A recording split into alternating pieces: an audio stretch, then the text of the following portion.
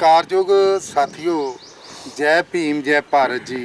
मैं रमेश कौल, साबका MC और प्रधान doctor BR Ambedkar welfare society हथियाबाद।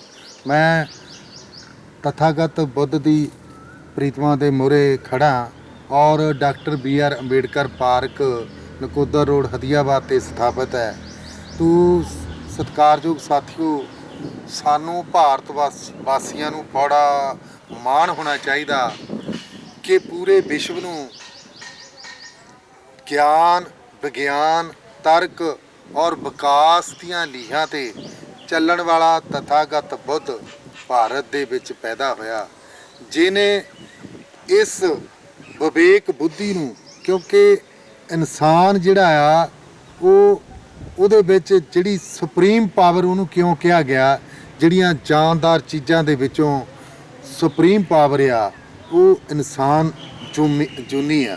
ਔਰ ਇਨਸਾਨ ਜਿਹੜਾ ਮਨੁੱਖ, ਇਹ ਸਾਰੀਆਂ ਜੂਨਾਂ ਦਾ ਸੁਪਰੀਮ ਇਹਨੂੰ ਤਾਂ ਮੰਨਿਆ ਗਿਆ ਕਿ ਜਿਹੜਾ ਸਾਰੇ ਪਸ਼ੂ ਪੰਛੀਆਂ ਔਰ ਹੋਰ ਸਾਰੇ ਜਾਨਦਾਰ ਜਿਹੜੇ जानवर भी आ, उन्हां चों इंसान दे कोल ये जिहड़ा दिमाग है, ये 7 ਲੱਖ तंतू वाला दिमाग है। अगर इहदा इस्तेमाल करदे और ये पूरे विश्व दे विच मानव नूं जिहड़ा कल्याणकारी राहां ते पाउंदा। इसी करके करुणा के सागर और विश्व दे विच कल्याणकारी मार्ग देण वाले जन कल्याणकारी तथागत बुद्ध नूं जाणिया जांदा। और क्योंकि उन्हें सानू ज्ञान का मार्ग दिता।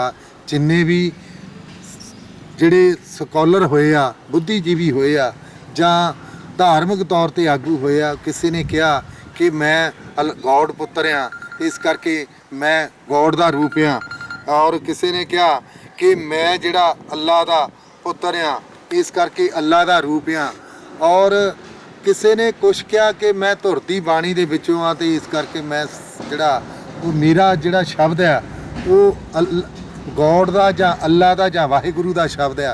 पर तथागत ने अज तक ये नहीं किया। उन्हें कहा नैचुरल जिमें इंसान का जन्म हुंदा इदां ही मैं भी हाँ। और मैं कोई जिहड़ा आ ये नहीं कहता कि मेरे मूँह दे विचों लफ्ज़ जिहड़ा आ वो निकलिया इलाही लफ्ज़ आ। ये मैं ये कहना कि इंसान नूं इस करके किसी गल नूं इस करके ना मनो कि ये बहुत बड़े महापुरुष की कही हुई है। किसी गल नूं इस करके ना मनो भी ये बहुत जिहड़ा धार्मिक ग्रंथां दे विच पूजन जो ग्रंथ आ उन्हां दे विच लिखी गई है। किसी नूं इस करके ना गल नूं मनो भी लखां लोग मनदे आ रहे आ, इस करके ये सानू भी उहदे मगर तुरना चाहिए। मैं कहना जिहड़ी तुहाडी तर्क विवेक बुद्धि दे उत्ते परख और कसौटी की बुनियाद उत्ते तुहाडा जिहड़ा आ वो विवेक बुद्धि ते ढुकदी होवे तां तुसीं उस गल नूं मन्नो। ये इसी करके उन्होंने कहा सी कि अपो दीपो भव, अपना दीपक आप बनो। ते जिहड़ी मन दियां आ रहीआं गल्लां उन्हां नूं नहीं मन्नना चाहिए। तुहानूं अपनी विवेक बुद्धि की कसौटी ते गल नूं रख के मन्नना चाहिए। ते अज जिहड़े लोग अज दुनिया दे विच, क्योंकि ये तथागत बुद्ध दा जिहड़ा मार्ग आ ये खोज दा मार्ग आ। जिहड़े अज खोज कर रहे आ, चाहे वो करोना ते खोज आ, ते जिहड़े खोज करनगे उही करोना दा इलाज करनगे। ते जेकर किसी ने ये जिहड़ा चाइना आ अज बुद्धिस्ट कंट्री है, तो अज चाइना दे विच जे उन्हीं जिहड़ा एक्सपैरीमेंट कीते आ, जे वायरस भी होया तो उन्हीं अज उहदा कंट्रोल भी करन दे विच चाइना ही मूहरे आ रहा। क्योंकि जिन्हां ने जिहड़ी है खोज करनी आ, तजर्बे करने आ, वो उन्हां नूं ही जिहड़ा आ वो पिछों नुकसान भी हुंदे आ, पर नुकसान झलदे होए अगे भी उही वधदे आ। इस करके तथागत बुद्ध भारत दे विच पैदा होया और पूरी दुनिया दे विच ज्ञान वजों अज वो जाने जाते आ। इदां ही जिहड़ा बाबा साहब डॉक्टर अंबेडकर जी जिन्हां ने तथागत बुद्ध के जिहड़े सब नूं फॉलो किया और उन्हां ने जिहड़ा 14 अक्तूबर नूं धम्म दा रास्ता बुद्ध धम्म दा रास्ता इसी करके अपनाया। तो अज बाबा साहब अंबेडकर जी ने ये विवेक बुद्धि की लड़ाई जिहड़ी है डट के वो बाबा साहब अंबेडकर जी ने लड़ी है और वर्ण सिस्टम नूं भंडिया आ। और उन्होंने कहा कि जिहड़ी ਜਿਹੜਾ ਧਰਮ ਜਾਂ ਜਿਹੜਾ ਮਾਰਗ ਸਮਾਨਤਾ ਔਰ ਭਾਈਚਾਰੇ ਦੀ ਬੁਨਿਆਦ ਦੇ ਉੱਤੇ ਨਹੀਂ ਖੜਦਾ, ਉਹ ਧਰਮ ਨਹੀਂ, ਉਹ ਛੜਯੰਤਰ ਹੈ। ਇਸ ਕਰਕੇ ਇਹ ਸਾਨੂੰ ਇਸ ਵਿਵੇਕ ਬੁੱਧੀ ਨੂੰ ਜਿਹੜਾ ਹਰ ਪੱਖ ਤੋਂ ਆਜ਼ਾਦ ਰੱਖਣਾ ਪਏਗਾ, ਹਰ ਪੱਖ ਤੋਂ ਜਿਹੜਾ ਇਹਨੂੰ ਬਰਾਬਰੀ ਦੀ ਕਸੌਟੀ ਤੇ ਰੱਖਣਾ ਹੋਏਗਾ। ਤੇ ਉਹਨਾਂ ਨੇ ਸਾਡੇ ਲਈ ਜਿਹੜੀ ਲੜਾਈ ਲੜੀ ਹੈ ਉਹ ਇਹੀ ਬੁੱਧਾ ਨੇ ਲੜੀ ਸੀ, ਔਰ ਬੁੱਧ ਨੇ ਜਦੋਂ ਲੜਾਈ ਲੜੀ ਹੈ ਤਾਂ ਪੂਰੀ ਭਾਰਤ ਦੇ ਵਿੱਚ ਜਿਹੜਾ ਆ ਉਹ ਬੁੱਧਿਸਟ ਜਿਹੜੀਆਂ ਰਿਆਸਤਾਂ ਬਣੀਆਂ, ਰਾਜ ਆਏ, ਔਰ ਉਹਨਾਂ ਦੇ ਵਿੱਚੋਂ ਪੈਦਾ ਜਿਹੜਾ ਅਸ਼ੋਕ ਸਮਰਾਟ ਹੋਇਆ। ਤਾਂ ਜਦੋਂ ਅਸ਼ੋਕ ਸਮਰਾਟ ਬਣਿਆ ਤਾਂ ਪੂਰੇ ਭਾਰਤ ਦੇ ਵਿੱਚ ਬੁੱਧਿਸਟ ਰਾਜ ਸੀ, ਜਿਹਨੂੰ ਅੱਜ ਵੀ ਕਲਿਆਣਕਾਰੀ ਮਾਰਗ ਜਿਹੜਾ ਰਾਜ ਸਮਝਿਆ ਜਾਂਦਾ। ਜਿਹੜਾ ਅੱਜ ਭਾਰਤ ਦਾ ਲੋਕਤੰਤਰਿਕ ਢਾਂਚਾ ਆ, ਉਹਦੇ ਵਿੱਚ ਜਿਹੜਾ ਤਿਰੰਗਾ ਆ, ਉਹਦੇ ਵਿੱਚ ਅਸ਼ਟਾਂਗ ਮਾਰਗ ਦਾ ਜਿਹੜਾ ਉਹ ਅਸ਼ੋਕ ਚੱਕਰ ਆ, ਉਹ ਵੀ ਇੱਕ ਅਸ਼ਟਾਂਗ ਮਾਰਗ ਨੂੰ ਦਰਸਾਉਂਦਾ। ਤੇ ਜਿਹੜਾ ਰੁਪਈਆਂ ਤੇ ਚੱਲਿਆ ਜਿਹੜੇ ਚਾਰ ਮੂੰਹਾਂ ਵਾਲਾ ਸ਼ੇਰ ਆ, ਇਹ ਅਸ਼ੋਕ ਸਤੰਭ ਆ।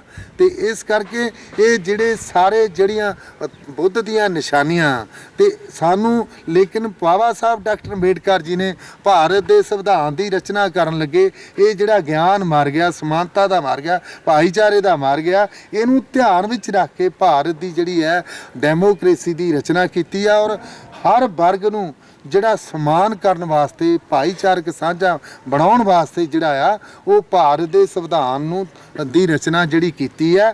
ਤੇ ਸਾਨੂੰ ਅੱਜ ਜਦੋਂ ਥੋੜੀ ਜਿਹੀ ਭੀੜ ਪਈ ਆ ਤਾਂ ਦੁਨੀਆ ਦੇ ਵਿੱਚ ਸਾਰੀਆਂ ਕੰਟਰੀਆਂ ਆਪਣੇ ਨਾਗਰਿਕਾਂ ਦੀ ਰਾਖੀ ਕਰਨ ਦੇ ਵਿੱਚ ਸਫਲ ਹੋਈਆਂ, ਚਾਹੇ 3-3 ਮਹੀਨੇ ਦੀ ਤਨਖਾਹ ਪਾਉਣੀ ਪੈ ਗਈ ਆ, ਪਰ ਭਾਰਤ ਦੇ ਵਿੱਚ ਬੇਤਹਾਸ਼ਾ ਧਨ, ਲੋਕਾਂ ਦਾ ਲੁੱਟਿਆ ਹੋਇਆ ਧਨ, ਅੱਜ ਮੰਦਰ ਭਰੇ ਪਏ ਆ ਧਨ ਦੇ ਨਾਲ। ਔਰ ਜਿਹੜਾ ਮੋਦੀ ਦਾ ਖਜ਼ਾਨਾ, ਪ੍ਰਧਾਨ ਮੰਤਰੀ ਦਾ ਖਜ਼ਾਨਾ, ਉਹ ਲੋਕਾਂ ਨੇ VIP ਲੋਕਾਂ ਨੇ ਮੋਦੀ ਨੂੰ ਖੁਸ਼ ਕਰਨ ਲਈ ਉਹ ਭਰ ਦਿੱਤਾ, ਪਰ ਲੋਕਾਂ ਦਾ ਢਿੱਡ ਜਿਹੜਾ ਇਹ ਮੋਦੀ ਨਹੀਂ ਭਰ ਸਕਿਆ। ਅੱਜ ਲੋਕ ਜਿਹੜੇ ਆ ਅੱਜ ਰੋਟੀ ਤੋਂ ਤਰਸ ਰਹੇ ਆ, 1 ਮਹੀਨਾ ਨਹੀਂ ਕੱਟ ਸਕੇ, ਕਿਉਂਕਿ ਉਹ ਜੋ ਕਮਾਉਂਦੇ ਆ ਉਹੀ ਖਾਂਦੇ ਆ। ਇਸ ਕਰਕੇ ਜਿਹੜਾ ਤਥਾਗਤ ਬੁੱਧ ਨੇ ਮਾਰਗ ਦਿੱਤਾ ਉਹ ਦਇਆ ਦਾ ਮਾਰਗ ਆ, ਕਲਿਆਣਕਾਰੀ ਮਾਰਗ ਆ, ਔਰ ਦਇਆ ਦੂਸਰੇ ਦੇ ਕਰਨ ਦਾ ਮਾਰਗ ਆ। ਦਇਆ ਬੰਦਾ ਉਹੀ ਕਰ ਸਕਦਾ ਜਿਹਦੇ ਕੋਲ ਹੋਵੇ, ਪਰ ਇੱਥੋਂ ਦੇ ਜਿਹੜੇ ਪ੍ਰਸ਼ਾਸਨ ਤੇ ਪ੍ਰਸ਼ਾਸਨਿਕ ਅਧਿਕਾਰੀ ਆ, ਉਹਨਾਂ ਨੇ ਇੱਥੋਂ ਦੇ ਨਾਗਰਿਕਾਂ ਨੂੰ ਵੋਟ ਦੇ ਨਾਲ ਲੁੱਟ ਲਿਆ, ਔਰ ਲੁੱਟ ਕੇ ਪ੍ਰਸ਼ਾਸਨ ਦੇ ਜ਼ਰੀਏ ਉਹਨਾਂ ਨੂੰ ਪਰੇਸ਼ਾਨ ਤਾਂ ਜ਼ਰੂਰ ਕਰਦੇ ਆ, ਲੇਕਿਨ ਇਹ ਭਾਰਤ ਦੇ ਨਾਗਰਿਕਾਂ ਦੀ ਜਿਹੜੀ ਹੈ ਉਹ ਦਰਦ ਨਹੀਂ ਸਮਝਿਆ। ਇਹ ਲੋਕ ਜੇਕਰ NRI ਬਣ ਕੇ ਅਰਬ ਕੰਟਰੀਆਂ 'ਚ ਨਾ ਜਾਂਦੇ ਜਾਂ ਯੂਰਪ ਕੰਟਰੀਆਂ 'ਚ ਨਾ ਜਾਂਦੇ, ਅਮਰੀਕਾ, ਇੰਗਲੈਂਡ ਤੇ UK 'ਚ ਹੋਰ ਵੱਡੀਆਂ ਕੰਟਰੀਆਂ 'ਚ ਨਾ ਜਾਂਦੇ, ਤੇ ਭਾਰਤ ਦੇ ਜਿਹੜੇ ਮੂਲ ਨਿਵਾਸੀ ਸੀ ਉਹਨਾਂ ਦਾ ਕਲਿਆਣ ਨਹੀਂ ਸੀ ਹੋਣਾ। ਅੱਜ ਵੀ ਜਿਹੜੀ ਹੈ ਉਹ ਦੁੱਖ ਦੀ ਘੜੀ ਦੇ ਵਿੱਚ ਜੇ ਕੋਈ ਖੜਦਾ ਤਾਂ NRI ਭਰਾ ਖੜਦੇ ਆ, ਇੱਥੋਂ ਦੇ ਲੋਕ ਜਿਹੜੇ ਸ਼ਾਸਨ ਤੇ ਪ੍ਰਸ਼ਾਸਨ ਕਰਨ ਵਾਲੇ ਆ ਉਹ ਨਹੀਂ ਖੜਦੇ। ਇਸ ਕਰਕੇ ਸਾਨੂੰ ਸਿੱਖਿਆ ਲੈਣੀ ਚਾਹੀਦੀ ਆ ਕਿ ਇਹ ਜਿਹੜਾ ਗਿਆਨ ਦਾ ਮਾਰਗ ਆ, ਇਹ ਭਾਰਤ ਦਾ ਜਿਹੜਾ ਸੰਵਿਧਾਨ ਆ, ਇਹ ਜਿਹੜੀ ਵੋਟ ਆ, ਔਰ ਸਾਨੂੰ ਐਜੂਕੇਸ਼ਨ ਦੇ ਦਵਾਰ ਆ, ਇਹ ਸਾਨੂੰ ਕੁਝ ਸਿੱਖਣ ਲਈ ਦਿੱਤੇ ਗਏ ਸੀ। ਔਰ ਸਾਨੂੰ ਜਿੱਥੇ ਜਿੱਥੇ ਅਸੀਂ ਨੌਕਰੀ ਕਰਨ ਵਾਸਤੇ ਜਿਹੜੀ ਸਰਕਾਰ ਦੁਆਰਾ ਫਿਕਸ ਕੀਤੀ ਹੋਈ ਪੜ੍ਹਾਈ ਆ ਉਹ ਪੜ੍ਹਦੇ ਆ, ਤੇ ਸਾਨੂੰ ਆਪਣੇ ਮਹਾਂਪੁਰਖਿਆਂ ਦਾ ਇਤਿਹਾਸ ਪੜ੍ਹਨਾ ਚਾਹੀਦਾ। ਅੱਜ ਜੇ ਕਰੋਨਾ ਵਾਇਰਸ ਦੇ ਚੱਕਰ ਦੇ ਵਿੱਚ ਤੁਸੀਂ ਘਰਾਂ ਦੇ ਵਿੱਚ ਬੈਠੇ ਆ ਤਾਂ ਤੁਸੀਂ ਆਪਣੇ ਮਹਾਂਪੁਰਖਾਂ ਦਾ ਇਤਿਹਾਸ ਪੜ੍ਹੋ। ਅਸੀਂ ਕੋਈ ਮੰਗਣ ਵਾਲੇ ਨਹੀਂ, ਅਸੀਂ ਵੰਡਣ ਵਾਲੇ ਆ। ਸਾਹਿਬ ਕਾਂਸ਼ੀ ਰਾਮ ਜੀ ਜਿਹਨੇ ਤਥਾਗਤ ਬੁੱਧ ਨੂੰ ਫੋਲੋ ਕੀਤਾ, ਸਾਹਿਬ ਔਰ ਬਾਬਾ ਸਾਹਿਬ ਡਾਕਟਰ ਅੰਬੇਡਕਰ ਜੀ ਨੂੰ ਫੋਲੋ ਕੀਤਾ। ਉਹ ਕਹਿੰਦਾ ਸੀ ਕਿ ਜਿਹੜਾ ਵੋਟ ਆ ਤੇ ਇਹਦੇ ਨਾਲ ਰਾਜਾ ਬਣਦਾ, ਤੇ ਵੋਟ ਹਮਾਰਾ ਤੇ ਰਾਜ ਤੁਮਾਰਾ। ਕਿਵੇਂ ਚੱਲੇਗਾ? ਨਹੀਂ ਚੱਲੇਗਾ, ਨਹੀਂ ਚੱਲੇਗਾ। ਇਹ ਸਾਨੂੰ ਬਹੁਜਨ ਹਟਾਏ ਤੇ ਬਹੁਜਨ ਸਿਖਾਏ ਦਾ ਫਾਰਮੂਲਾ ਦਿੱਤਾ, ਤੇ ਜਿੰਨੀ ਜਿਨ੍ਹਾਂ ਦੀ ਸੰਖਿਆ ਭਾਰੀ ਉਨੀ ਉਹਨਾਂ ਦੀ ਹਿੱਸੇਦਾਰੀ। 85 ਤੇ 15 ਦਾ ਫਾਰਮੂਲਾ ਦਿੱਤਾ ਵੀ 15% ਜਿਹੜਾ ਆ ਉਹ ਹਰ ਜਿਹੜਾ ਖੇਤਰ ਦੇ ਵਿੱਚ, ਚਾਹੇ ਉਹ ਸ਼ਾਸਨ ਪ੍ਰਸ਼ਾਸਨ ਦੇ ਵਿੱਚ ਉਹ ਆਪਣਾ ਮੋਨੋਪਲੀ ਬਣਾ ਕੇ ਬੈਠਾ ਤੇ 85% ਕਿਉਂ ਨਹੀਂ ਜਾਗਦਾ। ਤੇ ਜੇ ਅੱਜ ਤੁਸੀਂ ਵਿਹਲੇ ਆ, ਘੱਟੋ ਘੱਟ ਇੱਕ ਇੱਕ ਕਿਤਾਬ ਜਿਹੜੀ ਹੈ ਉਹ ਬਾਬਾ ਸਾਹਿਬ ਡਾਕਟਰ ਅੰਬੇਡਕਰ ਦੀ ਤਥਾਗਤ ਬੁੱਧ ਦੀ ਪੜ੍ਹ ਕੇ ਤੁਸੀਂ ਜਿਹੜਾ ਆ ਆਪਣੇ ਮਹਾਂਪੁਰਖਾਂ ਤੋਂ ਆਪਣਾ ਮਨੋਬਲ ਜਿਹੜਾ ਮਨੋਬਲ ਆ ਉਹਨੂੰ ਵਧਾਓ, ਕਿਉਂਕਿ ਮਨ ਜੀਤੇ ਜਗ ਜੀਤ।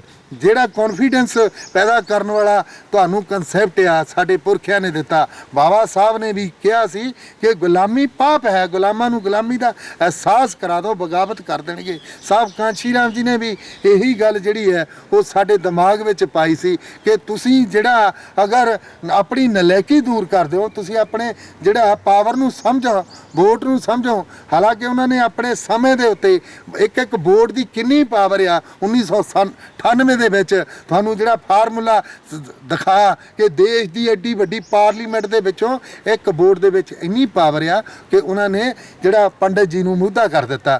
ਤੇ ਇਸ ਤਰ੍ਹਾਂ ਇੱਕ ਵੋਟ ਇਹ ਜਿਹੜੀ ਆ ਇਹ ਵੋਟ ਦੇ ਵਿੱਚ ਇੰਨੀ ਪਾਵਰ ਆ। ਤੇ ਇਸ ਕਰਕੇ ਜੇ ਅੱਜ ਅਸੀਂ ਘਰਾਂ ਦੇ ਵਿੱਚ ਭੁੱਖੇ ਆ ਤੇ ਇਹਦਾ ਨੁਕਸਾਨ ਅਸੀਂ ਆਪਣੇ ਆਪ ਦਾ ਖੁਦ ਜ਼ਿੰਮੇਵਾਰ ਆ, ਕਿਉਂਕਿ ਤੁਸੀਂ ਜੇ ਗੁਰੂ ਰਵਿਦਾਸ ਵੇਲੇ ਨਹੀਂ ਸੰਭਲੇ, ਬਾਬਾ ਸਾਹਿਬ ਵੇਲੇ ਨਹੀਂ ਸੰਭਲੇ ਤੇ ਸਾਨੂੰ ਸਾਹਿਬ ਕਾਂਸ਼ੀ ਰਾਮ ਦੇ ਵੇਲੇ ਸੰਭਲ ਜਾਣਾ ਚਾਹੀਦਾ ਸੀ। ਜੇ ਅਸੀਂ ਉਸ ਵੇਲੇ ਵੀ ਨਹੀਂ ਸੰਭਲੇ ਤਾਂ ਅੱਜ ਹਾਲਾਤ ਨੂੰ ਦੇਖੋ ਕਿ ਹਾਲਾਤਾਂ ਨੇ ਸਾਨੂੰ ਜਿਹੜਾ ਘਰਾਂ ਦੇ ਵਿੱਚ ਇਹ ਕਹਿੰਦੇ ਆ ਵੀ ਤੁਸੀਂ ਅੰਦਰ ਵੜ ਜਾਓ, ਅਸੀਂ ਸਾਡੇ ਤੇ ਜ਼ੁਲਮ ਵੀ ਕਰਦੇ ਆ, ਅੰਦਰ ਬਾੜਦੇ। ਅਸੀਂ ਅੰਦਰ ਵੜਨ ਨੂੰ ਤਿਆਰ ਆ, ਅਸੀਂ ਕਾਨੂੰਨ ਨੂੰ ਫਾਲੋ ਕਰਨ ਨੂੰ ਤਿਆਰ ਆ, ਪਰ ਸਾਡਾ ਪੇਟ ਜਿਹੜਾ ਆ ਉਹ ਅੰਦਰ ਬੈਠਣ ਲਈ ਸਾਨੂੰ ਇਜਾਜ਼ਤ ਨਹੀਂ ਦਿੰਦਾ, ਸਾਨੂੰ ਸੜਕਾਂ ਤੇ ਆਉਣ ਲਈ ਮਜਬੂਰ ਕਰਦਾ। ਤੇ ਇਸ ਕਰਕੇ ਜੇ ਅਸੀਂ ਕਹਿੰਦੇ ਕਿ ਸਾਡੇ ਇੱਦਾਂ ਦੇ ਹਾਲਾਤ ਨਾ ਹੋਣ, ਅਸੀਂ ਵੀ ਅੰਦਰ ਵੜ ਕੇ ਮਾੜੇ ਟਾਈਮ ਤੇ ਆਰਾਮ ਨਾਲ ਅਸੀਂ ਅੰਦਰ ਬਹਿ ਕੇ ਸ਼ਾਂਤੀ ਨਾਲ ਬੈਠੀਏ, ਤਾਂ ਉਹਦੇ ਲਈ ਆਉਣ ਵਾਲੇ ਸਮੇਂ ਦੇ ਵਿੱਚ ਸਾਨੂੰ ਆਪਣੇ ਪੁਰਖਿਆਂ ਦੇ ਇਤਿਹਾਸ ਤੋਂ ਸਬਕ ਸਿੱਖੇ। ਜਿਹੜਾ ਸਾਨੂੰ ਬਾਬਾ ਸਾਹਿਬ ਨੇ ਕਿਹਾ ਸੀ ਕਿ ਮੈਂ ਤੁਹਾਨੂੰ ਬੜੀਆਂ ਦੁੱਖਾਂ ਤਕਲੀਫਾਂ ਦੇ ਨਾਲ ਇੱਥੋਂ ਤੱਕ ਇਹ ਕਾਰਵਾਂ ਨੂੰ ਲੈ ਕੇ ਆਇਆ, ਹੁਣ ਤੁਸੀਂ ਜਾਓ ਆਪਣੀਆਂ ਝੁੱਗੀਆਂ ਦੀਆਂ ਦੀਵਾਰਾਂ ਤੇ ਲਿਖੋ ਕਿ ਤੁਸੀਂ ਇਸ ਦੇਸ਼ ਦੇ ਸ਼ਾਸਕ ਬਣੋਗੇ। ਸਾਹਿਬ ਕਾਂਸ਼ੀ ਰਾਮ ਨੇ ਵੀ ਇਹੀ ਕਿਹਾ, ਕਿਉਂਕਿ ਉਹਨਾਂ ਨੂੰ ਪਤਾ ਸੀ ਕਿ ਜਿਹਦੀਆਂ ਵੋਟਾਂ ਨੇ ਤੇ ਉਹ ਵੋਟਾਂ ਵਾਲਾ ਮੰਗਤਾ ਨਹੀਂ ਹੁੰਦਾ, ਵੰਡਣ ਵਾਲਾ ਹੁੰਦਾ। ਤੇ ਇਸ ਕਰਕੇ ਸਾਨੂੰ ਆਪਣੇ ਪੁਰਖਿਆਂ ਤੋਂ ਸਬਕ ਲੈ ਕੇ, ਕਿਉਂਕਿ ਤਥਾਗਤ ਬੁੱਧ ਦੇ ਨੇ ਵੀ ਜਦੋਂ ਸਾਨੂੰ ਜਿਹੜਾ ਗਿਆਨ ਦਿੱਤਾ ਤਾਂ ਪੂਰੇ ਭਾਰਤ ਦੇ ਵਿੱਚ ਅਸ਼ੋਕ ਸਮਰਾਟ ਆਇਆ।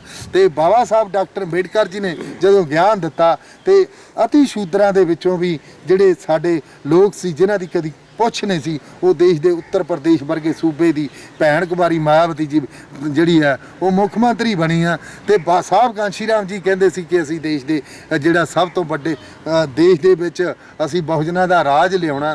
ਤੇ ਇਸ ਕਰਕੇ ਵੋਟ ਵਾਲਿਆਂ ਦਾ ਇਹ ਦਿਮਾਗ, vote value of total education, ਜੇ ਵੋਟ ਦੇ ਵਿੱਚ ਸਭ ਕੁਝ ਫਸਿਆ ਹੋਇਆ ਤੇ ਉਹਨਾਂ ਦਾ ਰਾਜ ਅਗਰ ਚਾਹੁੰਦੇ ਆ ਤੇ ਸਾਨੂੰ ਤਥਾਗਤ ਬੁੱਧ ਦੀ ਜਯੰਤੀ ਜਿਹੜੀ ਹੈ ਇਸ ਤਰ੍ਹਾਂ ਮਨਾਉਣੀ ਚਾਹੀਦੀ ਹੈ ਵੀ ਜਦੋਂ ਕਰੋਨਾ ਵਾਇਰਸ ਹਟੇਗਾ ਤੇ ਅਸੀਂ ਆਪਣੇ ਪੁਰਖਿਆਂ ਦਾ ਜਿਹੜਾ ਆ ਇਤਿਹਾਸ ਸਿਰਜਣ ਲਈ ਅਸੀਂ ਸ਼ਾਸਕ ਬਣਨ ਲਈ ਉਪਰਾਲਾ ਕਰਾਂਗੇ। ਨੰਬਰ 1 ਜਿਹੜਾ ਹੁਣ 9 ਮਈ ਨੂੰ ਬੁੱਧ ਜਯੰਤੀ ਆ, ਇਹਨੂੰ ਅਸੀਂ ਹੁਣ ਤੋਂ ਹੀ ਤਥਾਗਤ ਬੁੱਧ ਬਾਰੇ, ਬਾਬਾ ਸਾਹਿਬ ਬਾਰੇ, ਸਾਹਿਬ ਕਾਂਸ਼ੀ ਰਾਮ ਬਾਰੇ ਪੜ੍ਹ ਕੇ ਆਪਣੇ ਮਨ ਮਟਾਓ ਦੂਰ ਕਰਕੇ ਜਾਤੀ ਤੋੜੋ ਸਮਾਜ ਜੋੜੋ ਦੇ ਕਨਸੈਪਟ ਨੂੰ ਅਸੀਂ ਸਫਲ ਕਰੀਏ, ਆਪਣੇ ਸੰਗਠਨ ਨੂੰ ਮਜ਼ਬੂਤ ਕਰੀਏ, ਕਮੀਆਂ ਕੁਰੀਤੀਆਂ ਨੂੰ ਦੂਰ ਕਰੀਏ, ਅਸੀਂ ਜਿਹੜਾ ਆਪਣਾ ਸੋਚਣ ਦਾ ਦਾਇਰਾ ਆ ਉਹਨੂੰ ਵਧਾਈਏ, ਅਸੀਂ ਜਾਤੀ ਬੈਰੀਅਰ ਤੋੜੀਏ, ਕਿਉਂਕਿ ਜਾਤੀ ਤੋਂ ਬਾਅਦ ਗੋਤਾਂ ਤੋਂ ਬਾਅਦ ਸੰਗਠਨਾਂ ਤੋਂ ਬਾਅਦ ਗਰੁੱਪ ਜਿਹੜੇ ਬਣ ਕੇ ਅਸੀਂ ਆਪਣੀ ਜਿਹੜੀ ਹੈ ਉਹ ਨੁਕਸਾਨ ਦੇ ਜ਼ਿੰਮੇਵਾਰ ਬਣੇ ਆ। ਤੇ ਇਹਨੂੰ ਅਸੀਂ ਖਤਮ ਕਰਕੇ ਅਸੀਂ ਸੰਗਠਨ ਮਜ਼ਬੂਤ ਕਰਕੇ ਆਪਣਾ ਮੰਜ਼ਿਲ ਨੂੰ ਸਰ ਕਰਨ ਦਾ ਯਤਨ ਕਰੀਏ। NRI ਭਰਾਵਾਂ ਨੂੰ ਔਰ ਦੇਸ਼ ਵਿੱਚ ਰਹਿੰਦੇ ਸਾਰੇ ਦੇਸ਼ ਵਾਸੀਆਂ ਨੂੰ ਇਹੀ ਮੈਂ ਤਾਂ ਅਪੀਲ ਕਰਾਂਗਾ ਤੇ ਬਈ ਆਓ ਰਲ ਮਿਲ ਕੇ ਜਿਹੜਾ ਕਾਰਵਾਂ ਸਾਨੂੰ ਜਿਹੜੀਆਂ ਰਾਹਾਂ ਤੇ ਚਲਾ ਗਏ ਸਾਹਿਬ ਕਾਂਸ਼ੀ ਰਾਮ, ਉਹਨਾਂ ਰਾਹਾਂ ਤੇ ਚੱਲ ਕੇ ਆਪਣੇ ਪੁਰਖਿਆਂ ਦੇ ਇਤਿਹਾਸ ਨੂੰ ਸਮਝਦੇ ਹੋਏ ਆਪਣੀ ਮੰਜ਼ਿਲ ਨੂੰ ਸਰ ਕਰੀਏ ਔਰ ਇਸ ਦੇਸ਼ ਦੇ ਵਿੱਚ ਮੰਗਤੇ ਨਹੀਂ, ਇਸ ਦੇਸ਼ ਦੇ ਵਿੱਚ ਦੇਣ ਵਾਲੇ ਬਣੀਏ, ਹਾਕਮ ਤੇ ਹੁਕਮ ਚਲਾਉਣ ਵਾਲੇ ਬਣੀਏ। ਇਹੀ ਅਪੀਲ ਕਰਦਾ ਹੋਇਆ ਬੁੱਧ ਜਯੰਤੀ ਦੀਆਂ ਵਧਾਈਆਂ ਦਿੰਦਾ ਹੋਇਆ ਰਜਾ ਲੈਣਾ ਜੀ। ਜੈ ਭੀਮ, ਜੈ ਭਾਰਤ, ਨਮੋ ਬੁੱਧਾ।